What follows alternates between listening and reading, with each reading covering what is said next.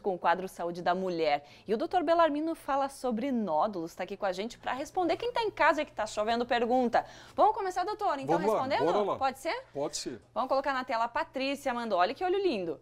Já fiz 2 cirurgias na mama esquerda, tirando 2 nódulos. No ano passado apareceu novamente. Gostaria de saber se é preciso tirar. Boa pergunta, doutor. Ótima pergunta. Todo nódulo precisa tirar? Nem sempre. Patrícia, obrigado pela pergunta. Pela foto da Patrícia que nós vimos ali, é uma mulher jovem, né? E mulheres jovens na vida fértil, entre 18 e 40 anos, elas têm com muita frequência fibroadenoma, que é um tumor benigno, é uma fibrose, aquela glândula que a gente mostrou lá no começo, ela começa a proliferar e acaba criando um tumor benigno que só é retirado a partir do momento que a mulher tem alguma dor, desconforto, ou ele fique muito proeminente, que ela vai colocar uma peça íntima, um sutiã, alguma coisa, e o relevo da mama ele não fica homogêneo. Aí tem que se retirar, em caso de dor ou de desconforto.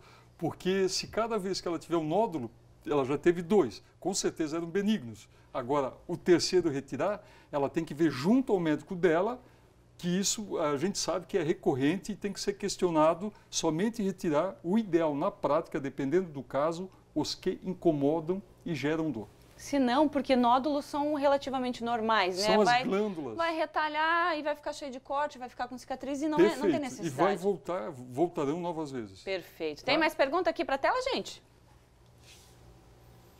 Ah, vamos ficar... Aí.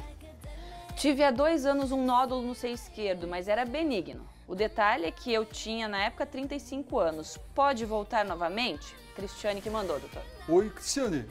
O nódulo, por ser benigno, mesmo que volte, não vai ter nenhum problema. O interessante é sempre que você tiver um nódulo, procurar o seu médico para ele poder avaliar para você. Mas o nódulo benigno, se a dúvida for essa, possa virar maligno, ele não vira maligno. Fique tranquilo. Isso é importante, doutor. Às vezes aparece um nódulo benigno, ok, vamos ficar só observando, mas as pessoas têm medo que ele se torne maligno. Isso não acontece. Não. Justamente por causa disso aqui que a gente viu. Perfeito. Quando ele nasce ruim, ele vai proliferar sempre ruim, mal. como aqui. E quando ele é benigno, ele sempre vai ser homogêneo, redondinho, bem delimitado. Esse aqui nunca vai se transformar nesse aqui.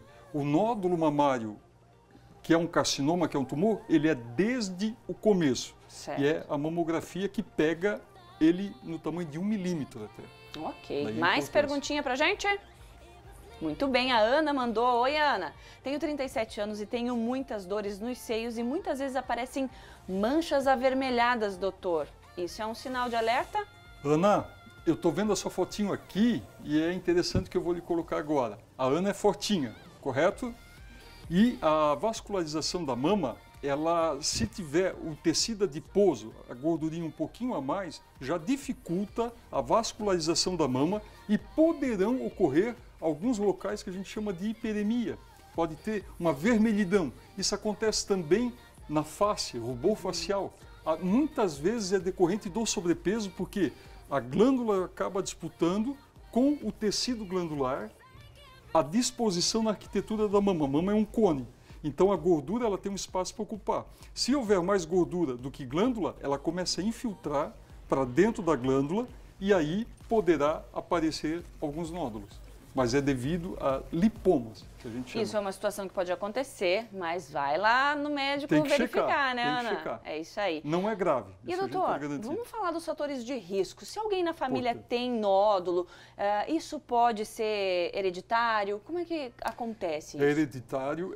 Mulheres que tenham familiares de primeiro grau, sejam tias, irmãs, primas, maternas principalmente, elas têm que tomar mais cuidado.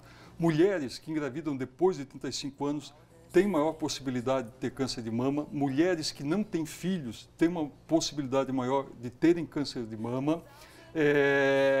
Existe toda uma situação que pode predispor a esse câncer mamário. E o câncer mamário, alguns tipos de atividades, de repente que a mulher sofra muito trauma na mama, erguendo peso, batidas, um trauma muito forte, também pode fazer com que aquela multiplicação de células ela se dê de uma maneira errônea. Um outro fator importante de nódulos, que a causa é muito bem conhecida e às vezes pode prejudicar, é o uso ou do anticoncepcional errado, porque o anticoncepcional tem aquilo que alimenta as glândulas, que são os estrogênios.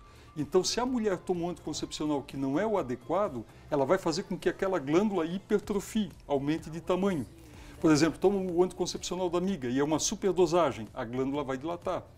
Ou então, mulheres acima de 50 anos que estão fazendo terapia de reposição hormonal e que tenham muitas dores mamárias, a gente tem que rever se o método de terapia hormonal que ela está fazendo não é uma dosagem acima, fazendo com que as glândulas sejam estimuladas, acabando gerando dor e eventualmente pode sim desencadear um tumor de mama.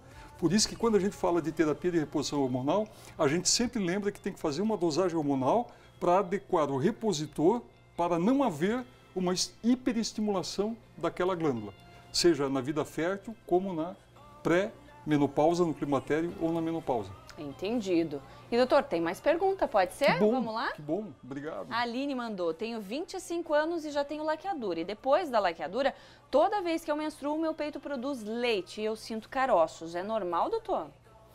Olha, Aline, é um caso que tem que ser avaliado, porque a laqueadura não costuma fazer isso. O que pode ter ocorrido é que você é puérpera, você está num período ainda da lactação e você não esvaziou totalmente as suas mamas, então ficou um resíduo de leite. Se você vê que é branquinho, transparente e é compatível com leite, fica tranquila. Só é preocupante quando é avermelhado, for hemorrágico, for sangue.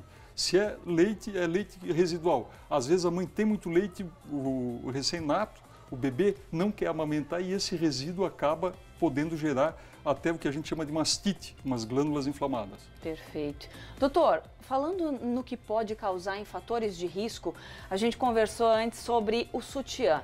Às vezes a mulher usa aquele sutiã que tem aquele aramezinho, ferrinho embaixo para dar sustentação, né, no sutiã, mas isso pode ou não machucar. E isso pode ser um problema? Pode ser um problema, e é muito frequente. Então, assim, o sutiã, quanto melhor ele modelar a anatomia, jamais pressionar com a base do sutiã, seja de elastano, seja de arame, alguma coisa assim, porque o arame, se pressionar em cima da glândula, ele vai acabar obstruindo a glândula e essa glândula ela vai ter uma multiplicação de uma maneira errada e vai poder dar nódulos. Então o sutiã sempre tem que, de forma panorâmica, abranger toda a mama. Nunca colocar um sutiã que ele pegue somente a parte do mamilo ou pegue um terço da mama, digamos assim. Se for só de tecido, se for algo homogêneo, não tem problema. Mas se for algo que pressione ou que compactue, ele vai poder gerar nódulos. Tem que ser confortável. Tem que ser confortável. A palavra é essa. Maravilha. Obrigado. Doutor, prazer enorme ter você aqui com a gente. E olha, foi rápido? Já acabou? Esperamos ter respondido, né? É, exatamente. Mas eu sei que muita gente... Mas daqui 15 dias ele voltou semana que vem. Ineditamente, semana que vem. Semana que vem. Ai, que bom. Tá? Então vou poder matar a saudade. Doutor, obrigada. Obrigado. Até a próxima. Até, valeu.